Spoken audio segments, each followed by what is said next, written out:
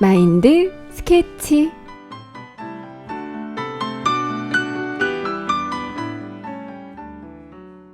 호텔이나 백화점 또는 이색적으로 지어놓은 갤러리의 화려하고 커다란 입구. 누구나 들어갈 수 있다고 하지만 그런 것에 익숙하지 않은 사람들에게는 어쩐지 출입을 망설이고 쭈뼛거리게 할 때가 있습니다. 그럼 골목 안 낡은 간판과 소박한 입구가 있는 칼국수집이나 국밥집은 어떤가요? 언제나 누구나 선뜻 열고 들어갈 수 있는 분위기입니다. 여러분의 마음 문은 어떤가요? 화려한 치장으로 많은 것을 가려놓은 문인가요? 아니면 작지만 누구나 쭈뼛거리지 않고 들어갈 수 있는 편안한 문인가요?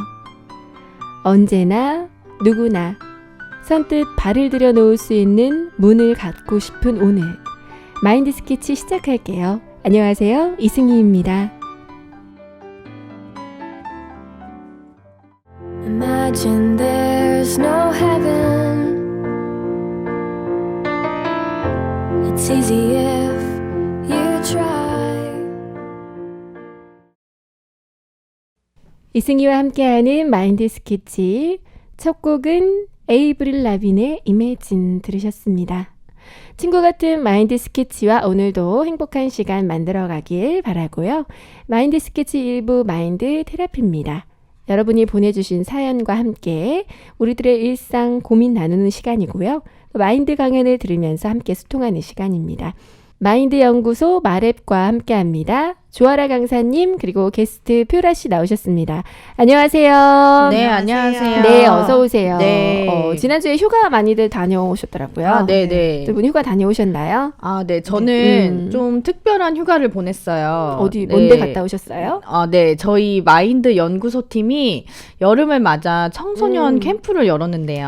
아, 휴가도 팀과 같이 하셨군요. 아, 네. 너무 행복합니다. 네. 네. 인천에 중고등학생 70명과 강화도를 다녀왔거든요. 오, 강화도 좋죠? 좋았어요. 네. 그래서 재밌겠다. 공기도 좋고 경치 네. 좋은 곳에서 2박 3일 보내고 왔습니다. 네, 강사님 어떤 캠프였나요? 저희 그 청소년들을 위한 자원봉사 캠프를 함께 진행을 했어요. 그래서 학생들에게 올바른 인성도 가르쳐주고, 네. 뭐 진로 문제라든지 또 아이들의 꿈, 또 서로 이렇게 요새 친구들은 개인적인 성향이 좀 강하잖아요. 네. 함께 단체 생활을 하면서 서로 팀워크도 다지고 서로 배려하는 마음도 키우는 그런 캠프 프로그램으로 정말 즐겁고 의미 있게 아주 네. 신나게 보내다 온 것 같아요. 네. 70명과 함께 하셨다 하는데, 네. 근데 이 아이들이 청소년들, 중고등학생이었죠? 네. 네. 집을 떠나 이렇게 새로운 사람들과 함께 하고 또 마음을 나누는 것이 쉽지 않잖아요. 그쵸. 학생들에겐 굉장한 도전이었던 것 같은데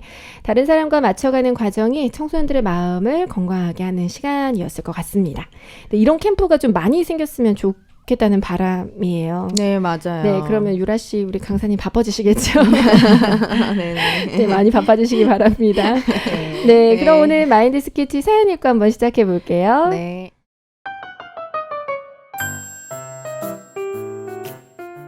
안녕하세요. 저는 40세 회사원 이종욱입니다. 요즘 고민이 생겨 마인드 스케치에 조언을 구하고자 사연을 보냅니다. 저는 말하는 것이 너무 좋습니다.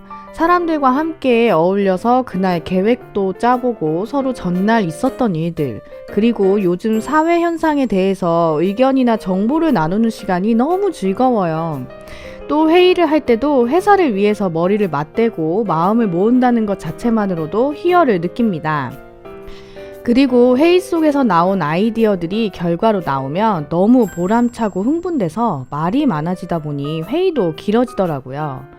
그러다 하루는 부하 직원이 서류를 갖다 주면서 머뭇머뭇 서 있길래 무슨 할 말 있냐고 물어보니 조심스럽게 말을 꺼내더라고요. 직원들 사이에서 부장님이랑 대화하는 것도 너무 힘들어한다고요.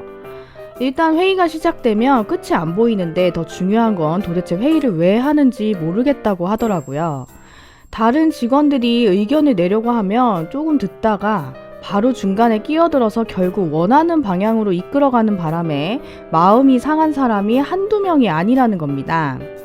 설상가상으로 얼마 전 있었던 회사 전략회의에 열심히 발표를 준비해서 나갔는데요. 다 끝난 뒤에 이사님이 부르시더니 도대체 무슨 말이 하고 싶은 거냐, 요점이 뭔지 하나도 모르겠다고 하시더라고요. 부하 직원들도 그렇고 또 이사님한테까지 그런 말을 들으니 제 열정을 몰라주는 것 같아 서운하기도 했지만 반성도 해야 할 것 같습니다. 그래서 이제 다른 사람의 말도 좀 듣고 조리 있게 말해야 하는 방법을 배워야 할 것 같은데요. 강사님, 저를 위한 솔루션 부탁드립니다. 네. 단순히 말을 많이 한다고 싫어하지는 않을 것 같아요. 네, 근데 그쵸. 너무 일방적이었던 건 아닐까? 심지어 상사시잖아요. 네, 맞아요. 열정이 넘치는 건 회사이나 직원들에게 좋은 영향을 미칠 것 같긴 한데 네. 그게 또 너무 과하면 상대방이 받아들이기 그쵸. 힘들죠. 네. 그래도 이제는 다른 사람의 말을 경청해야 한다는 필요성을 느끼셨잖아요. 이런 분들을 위한 솔루션 부탁드릴게요. 강사님. 네, 오늘은요, 요점만 간단히라는 주제로 이야기를 나눠보겠습니다. 점만 간단히. 네, 요즘 시대는 프리젠테이션의 시대라고 불릴 만큼 많은 사람들에게 자신의 생각을 어떻게 조리 있게 표현하느냐에 대한 관심이 굉장히 높습니다. 사실 저도 그런 일을 하고 있는 사람이라서 말하기에 관심이 많은 편인데요. 요새 젊은이들이 많이 말하는 용어예요. 혹시 TMI라는 말이 무슨 뜻인지 아시나요? 줄임말인 것 같은데, the most important, 가장 중요한 거 이런 뜻 아닐까요? 저기 승희 씨는 한때 영어 공부 좀 하셨나봐요. 네. 단어 공부 많이 했어요. 저는 들어봤어요. Too much information이잖아요. 그래요? 역시. 인포메이션. 역시 유라 씨에게는 이 젊은 사람의 감각이 좀 있는 것 그럼요. 같아요. 네. 학생들하고 늘 함께하다 보니 그런 것 같아요. 네. TMI란 의도치 않게 타인의 정보를 너무 많이 알게 되었거나 사소한 것까지 알게 되는 경우에 사용하는 말인데요. 보통 자신이 전혀 관심이 없거나 달갑지 않은 정보, 굳이 알고 싶지 않은 이야기까지 듣게 되는 경우에 이 말을 쓰곤 합니다. 네, 맞아요. 이와 조금 비슷한 표현도 있는데요. 필요 외에 쓸데없는 말을 너무 많이 하는 사람을 가리킬 때 무슨 말을 쓸까요? 네, 저 알아요. 그래요? 네, 투머치 토커요. 네, 근데 이게 박찬호 선수 때문에 생긴 말이라면서요. 우리가 그렇군요. 예전에는 보통 말 많은 사람들을 수다쟁이라고 많이 불렀잖아요. 그런데 이제 박찬호 선수가 한 예능 프로그램에 나와서 다른 사람들이 궁금해하지 않는 본인의 일대기를 장황하게 설명한 적이 있어요. 그렇군요. 네, 그래서 그때 박찬호 선수의 팬들이 나쁜 뜻이 아니라 그를 향한 아주 애정어린 별명을 붙여주게 되면서 생긴 신조어입니다. 네. 여러분들 주변에도 궁금하지도 않은 이야기를 장황하게 늘어놓거나 말이 좀 많으신 분들 있으신가요? 어디 가나 있지 않을까요? 네, 있죠. 네. 네. 일을 하면서 그런 사람 없는 거 못 봤어요. 근데 저는 제일 가까운 저희 남편. 남편이 그럼 진짜 피곤할 것 같아요. 사실 저도 말이 좀 많은 편인데 남편 진짜 더해서. 그래요. 네, 잘 좀 만나셨네요, 두 분. 아니. 그런 분들이랑 있으시면 어떠세요? 처음엔 잘 들어주죠. 그쵸, 네. 그쵸. 네, 근데 점점 이제 딴짓을 네. 하게 되는데 맞아. 그것도 안 듣는다 뭐라 하고. 네. 그쵸. 그쵸. 그럴 네, 경우에 또 맞아요. 집중 안 한다고. 피곤하네요. 네. 대체적으로 정말 피곤하죠. 네. 저는 초등학교 때 운동장에 모여서 30분 넘게 그 애국조회 같은 거 할 때 네. 교장 선생님이 훈화를 하시잖아요. 저희 때는 땡볕이었어요. 그쵸. 네. 그래서 그 듣는 내내 도대체 언제 끝나나 지겹다. 좀 핵심만 말씀해 주시면 안 되나. 이거 굳이 서서 들어야 되나. 그냥 프린트 한 장 나눠주시면 될 건데. 라고 수도 없이 생각을 했던 네. 기억이 납니다. 선생님도 그러셨군요. 네. 지금 우리는 정보의 홍수 시대를 살아가고 있어요. 인터넷에 널려있는 수많은 정보들 중에서 나에게 꼭 필요한 정보를 찾아내기란 쉽지 않습니다. 맞아요. 또 반대로 우리는 역시 다른 사람들에게 어떤 이야기를 하고자 할 때 내가 말하고 싶은 또는 다른 사람들이 꼭 알아야 하는 내용을 전달해야 되는데 핵심에 벗어난 이야기들을 하는 경우가 굉장히 많습니다. 사연을 주신 분도 주변 분들에게 그렇다는 평가를 들으니까 고민이 많이 되실 것 같아요. 네, 하고 싶은 말이 먼저 좀 정리가 되어야 말도 잘할 수 있을 것 같은데 실제로 입을 딱 열면 쉽지가 않더라고요. 맞아요. 네. 그쵸. 입을 열었는데 어떻게 마무리를 해야 될지 맞아요, 네. 맞아요. 말은 마음의 표현입니다. 그렇기 때문에 마음이 정리가 되어 있지 않다면 말도 정리되지 않은 채 나올 수밖에 없죠. 특히 요즘처럼 너무나 바쁘고 정신없이 살아가는 시대에 자신의 마음을 정리해서 말을 한다는 것은 단순히 내가 그렇게 해야겠다 라고 마음을 먹는 것만으로는 쉽지 않습니다. 네. 그렇기 때문에 이러한 마인드를 가지고 습관을 형성해서 말을 한다는 것은 반드시 필요한 부분이라고 할 수 있습니다. 그럼 어떻게 하면 이 대화할 때 좀 요점만 간단히 이렇게 말을 할 수 있을까요? 특별한 기술이 있을까요? 네, 그래서 오늘 제가 요점만 간단히 말하는 3가지 법칙에 대해서 말씀드리려고 해요. 일단 첫 번째는 말을 하지 않는 것입니다. 요점을 간단히 말하다 못해 말을 하지 말라는 건가요? 네. 네. 평소 좀 말씀이 많으신 분들은 다른 사람들과 대화를 시작할 때 먼저 오늘은 내가 말하지 말아야겠다 라고 먼저 생각을 해 보시면 좋다는 그런 말씀이에요. 네. 이러한 다짐을 하고 상대방과 대화를 시작하면 신기한 일이 벌어지는데요. 상대방의 이야기를 듣고 가끔 던지는 질문에만 대답했을 뿐인데 오늘 대화 정말 즐거웠습니다. 오늘 말씀 잘 들었습니다. 하거든요. 별말 안 했는데 네. 한 게 없는데 말씀 잘 들었다니요. 네. 네. 생각해 볼까요? 대화 중에 말을 멈추면 잠깐의 침묵이 흐르는데요. 네. 그때 그 침묵을 깨겠다고 말하기보다 잠깐 참으면 상대방이 먼저 질문을 해요. 그럼 질문이 곧 대화의 시작이 되고 그러면 상대방과 정말 의미 있는 대화를 시작할 수 있습니다. 이 말이 무조건 상대방의 말만 들어주라는 뜻은 아니고요. 내가 무언가 상대방에게 막 이야기를 해주고 싶은데 한 번쯤은 참고 먼저 들어보라는 뜻으로 이해해 주시면 좋을 것 같아요.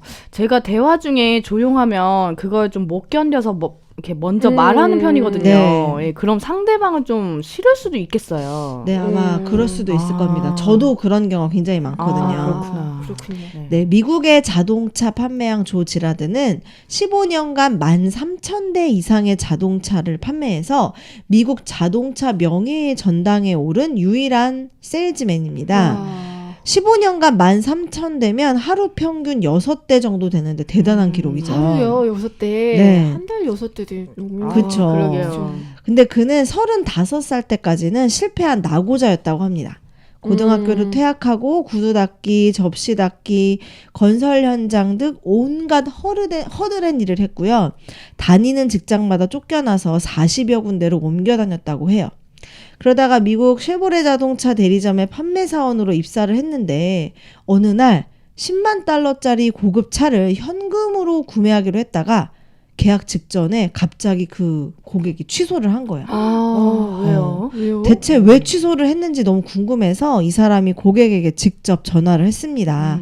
왜 갑자기 마음을 바꾼 거냐고 물어봤더니 고객은 뜻밖의 대답을 했습니다. 자네는 내 말을 진심으로 경청을 했나? 계약서에 서명하기 전에 내 아들이 미시간 대학교 의과대학에 우수한 성적으로 합격해서 내가 아주 자랑스럽게 생각한다고 말을 했지만 자네는 아무런 반응을 보이지 않더군. 이렇게 고객이 말을 한 거예요. 네, 귀담아 듣지 않는 게 문제였네요. 네. 그러니까 왜 축하받고 싶잖아요. 네. 네, 축하받고 싶었는데 그렇네. 오로지 상대방은 나한테 차를 막 팔기 위해 네. 그런 마음이 저도 다칠 것 같아요. 네. 네. 실제로 조 지라드는 그 이야기를 전혀 기억하지 못했다고 해요. 네, 하지만 그날 이후에 그는 자동차를 판매하는 것보다 고객 한 명의 사소한 이야기까지 듣는 것에서부터 세일즈를 시작했습니다. 우리가 너무나도 잘 알고 있는 사실 모든 대화와 말하기의 기본은 먼저 듣는 것에서 시작한다는 것. 첫 번째로 기억해 주시면 좋을 것 같아요. 네. 그럼 이제 두 번째는 키워드로 말할 내용을 정리하는 것입니다. 그냥 머릿속으로 말고 직접 한번 써보시기를 권해드려요. 말하기를 제대로 하기 위해서 정말 생각해야 될 게 많네요. 그냥 문장으로 네. 쓰는 게 아니라 키워드로만 써놓으라는 건가요? 네. 약간은 뜬금없이 느껴질 수 있을지 모르시겠지만 사연을 주신 분이나 아니면 직장을 다니시는 분들은 일상적인 그런 대화보다는 일하면서 하는 말하기에 보다 더 큰 비중을 둘 수밖에 없습니다. 그렇기 때문에 어떤 동료 간이나 상사와의 대화가 더 어려울 수 있습니다. 다루기 어렵고 까다로운 내용들을 본인이 정확하게 이해해서 상대방에게 쉽게 전달해야 하는 경우들이 많은데요. 네. 그게 쉽지만은 않습니다. 그래서 저는 중요한 말하기 상황에서는 먼저 키워드 중심으로 정리를 합니다.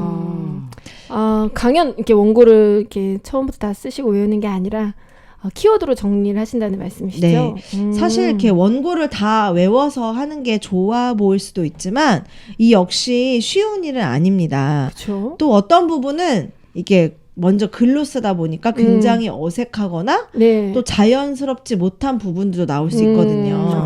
책 읽는다 하잖아요. 네, 그쵸. 네. 네, 회의나 중요한 프리젠테이션을 앞두고는 물론 원고를 쓰고 충분히 연습하시는 게 필요하지만 사람이 기억력이 좋지 않다 보니까 그걸 다 외워서 달달달 할 수는 맞아요. 없거든요.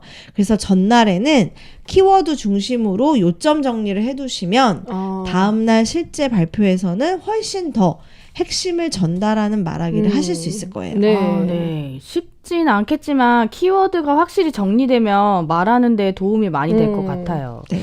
이제 요점만 말하는 세 번째 방법만 남았네요. 궁금합니다. 네. 뭔가요? 네. 네. 마지막으로는 바로 3가지만 말하기입니다. 3가지요? 네. 네. 이제 보통 말할 때는 최대한 많은 내용을 내가 사람들한테 많이 전달하고 싶어서 욕심을 부리는 경우가 종종 있어요. 맞아요. 막 맞아요. 30분 발표했는데 막 2시간 프레젠테이션 분량. 50장 만들고 60장 만들고 너무 많은 정보를 넣는 거죠. 저도 한 번은 강의를 할 때 한 번 삐를 받아가지고 썰을 엄청나게 푸는 바람에 네. 청중들을 지치고 짜증나게 하고 내가 전하고자 싶은 것들을 다 전하지 못하는 그런 경험이 있습니다. 아무리 좋은 이야기를 멋지게 떠들어도 그게 말을 잘하는 거라고 느껴지진 않아요. 사람의 머리는 무언가를 기억할 수 있는 용량이 제한되어 있습니다. 네네. 우리의 뇌는 새로 들어온 정보의 경우는 최대 3개 정도까지만 기억할 수 있다고 해요. 3개. 3가지요. 네. 그래서 보통 세 덩어리로 이루어진 전화번호는 그나마 잘 기억하는 반면에 4덩어리로 된 신용카드 번호는 잘 기억하지 못하는 못해요. 거죠. 잘 못해요. 그래서 그렇구나. 그쵸. 그런 원리가 있었군요. 네, 그래서 이야기할 때도 3가지만 딱 말하는 게 좋습니다. 적어도 듣는 사람이 3가지는 기억할 수 있거든요. 네. 네. 그래서 오늘도 3가지로 정리를 해주셨네요. 그렇죠. 네. 먼저 듣기, 네. 그다음에 키워드 정리, 3가지만 말하기. 네, 오늘의 강연 요점 맞죠? 유라 씨 진짜 잘 들으셨네요. 역시 유라 씨가 네. 아주 명쾌하게 정리해 주셨습니다. 감사합니다. 네, 우리 똑똑 유라 씨로 바꿔야겠어요 이제. 네, 추가로 대화 말하기의 주인공은 항상 이야기를 듣는 상대방이고요. 네. 말하는 사람은 주인공에게 이야기를 전달하는 사람이라는 것을 기억해 주시면 좋을 것 같아요. 요점만 간단히 말하기 위해서는 먼저 마음속부터 또 머릿속부터 정리를 해야 합니다. 네네. 너무나 바쁘게 살아가는 요즘 시대에 하는 일에 쫓겨서 마음마저 정리되지 못한 채 살아가지 마시고요. 오늘 강연 내용을 잘 기억해 주시면서 말하기 전에 마음 정리, 생각 정리를 하시고 이야기를 시작하면 다른 사람들에게 자신의 생각과 마음을 보다 잘 정확하게 전달하실 거라고 믿습니다. 네네. 청취자분들도요, 요점만 간단히를 실천해 보시면서 함께 마음과 생각을 정리해 보시면 좋겠습니다. 네. 네, 제 강연은 여기까지입니다. 네, 감사합니다. 감사합니다. 네, 오늘 강연 잘 들으셨나요? 청취자 여러분들. 먼저 듣기, 키워드 정리, 3가지만 말하기. 요 키워드를, 자신들 회의록이랑 아니면 책상에 붙여놓으시면 좋을 것 같아요. 투머치 토크로 고민하시는 분들께 많은 도움이 됐을 강연입니다. 저도 이렇게 강연을 들으면서, 저도 솔직히 말을 했을 때 정리가 안 되는 부분이 굉장히 많았거든요. 근데 오늘 저부터 먼저 듣고 이 키워드 정리해서 말하는 거 이거 정말 저도 해보고 싶어요. 그러게요. 저도 강연을 하거나 어디 갔을 때 모든 것을 다 적었었거든요. 근데 그것대로 하려니까 더 힘든 거예요. 맞아요. 네, 근데 오늘 강사님이 알려주신 방법을 꼭 실천해 봐야겠다는 네네. 생각입니다. 네. 네, 우리 유라 씨 오늘 강연 어떻게 들으셨나요? 네, 저는 특히 이제 조지라드 얘기, 네네. 예, 그 고객의 그 말을 경청해서 어떻게 보면 성공한 것까지 얘기해 주셨잖아요. 네. 좀 감동을 좀 받았고, 진짜 오늘 강연은 뭐 이종욱 씨나 또 저에게도 도움이 많이 됐는데 좀 저희 남편에게도 좀 들려줘야 될 것 같아요. 네, 잔소리는 좀 듣겠지만 네. 필요한 일이니까요. 네, 꼭 들어보시라고 좀 얘기 좀 해주시기 바랍니다. 네. 네, 어떤 대화든 또 어떤 회의든 여러분 마음 먼저 정리하시고 생각 정리하시고 임하신다면 어디서나 언제나 좋은 결과를 얻으실 수 있을 거란 생각을 합니다. 오늘 강사님 강연 너무 알찼고요. 감사드립니다. 네, 벌써 헤어질 시간이 되네요. 두 분 나와주셔서 감사합니다. 네, 안녕히 감사합니다. 계세요. 안녕히 계세요. 네, 오늘 마인드 테라피는 여기서 마치겠습니다. 노래 한 곡 듣고 입으로 찾아올게요. 라이언 고슬링과 엠마 스톤이 부릅니다. City of Stars.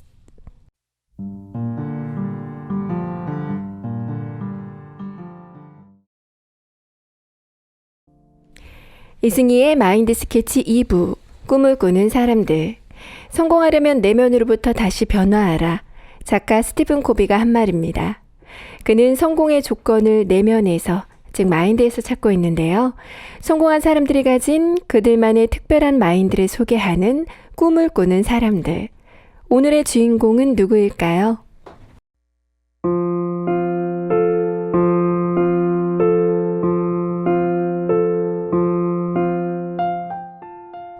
공간을 터트릴 듯 울려대는 록밴드의 음악.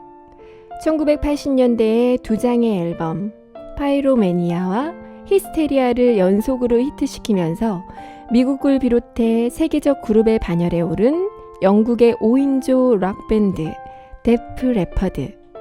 1977년부터 현재까지 활동 중인 이 밴드는 전 세계의 누적 판매고가 1억 장 이상이고 메탈을 잘 모르는 일반 대중들에게도 인기가 많은데요.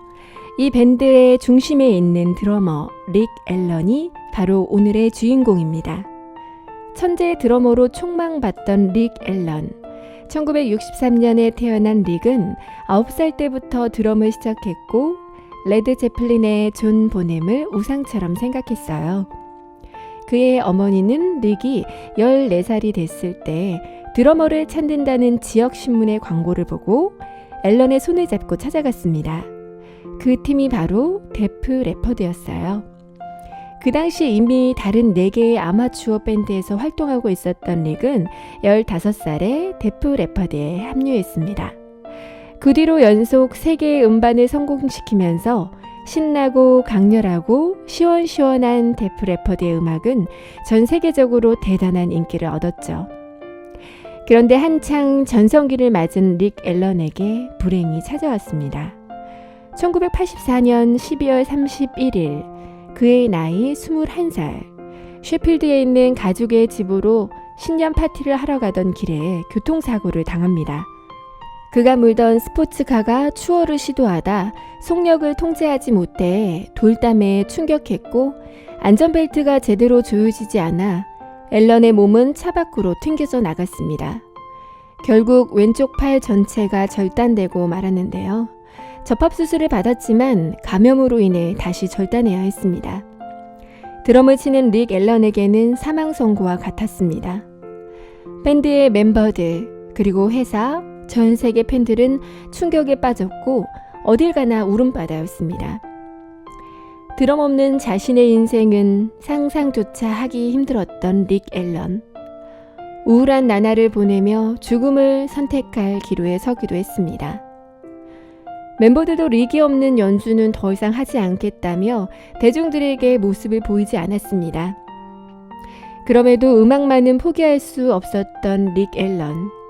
그리고 멤버들도 릭의 재활을 도우며 드럼을 연주할 수 있게 용기를 주었습니다. 멤버들은 고심 끝에 팔 하나만으로 연주를 할 수 있는 키트를 생각해냅니다. 6개의 풋 페달이 달려있는 특수 드럼 세트를 제작해 매일 8시간 이상을 연습에 매진했습니다. 팔보다 발이 더 빠르게 움직이는 자신만의 연주법을 개발한 그는 멤버들과 완벽한 호흡을 맞추기 위해 한시도 쉬지 않았습니다. 포기하고 싶은 한계도 수없이 만났지만 그때마다 그에게 힘이 되어준 것은 가족과 멤버들, 그리고 그를 믿고 응원하며 사랑하는 사람들이었습니다. 그렇게 2년 뒤 1986년 몬스터 오브 락에서 다시 모습을 보인 데프 레퍼드는 1987년 역사상 가장 위대한 메탈 앨범 중 하나인 히스테리아를 발표했습니다. 그 앨범으로 4년이라는 긴 공백을 깨고 다시 정상에 오른 데프 레퍼드. 한쪽 팔로 드럼을 치는 모습에 모두가 감동했고 감동은 곧 열광으로 바뀌었습니다. 닉에게는 외팔이 드러머라는 호칭이 붙으며 그의 연주는 이제 하나의 상징이 되었습니다. 닉 앨런은 그렇게 팬들의 환호 속에 재기에 성공합니다. 스스로가 만들어 놓은 실패와 불행의 늪에 빠져있진 않나요? 누구나 힘든 시간이 찾아옵니다. 누구나 실패할 수도 있습니다. 닉 앨런은 말합니다. 어려움을 겪어보지 않은 사람은 인간이 얼마나 강한 존재인지 모른다고요. 어려움에 빠져있는 이 시간이 당신이 얼마나 강한 존재인지 확인할 기회입니다. 7번 넘어져도 8번 일어나면 당신에게는 불가능이란 없습니다.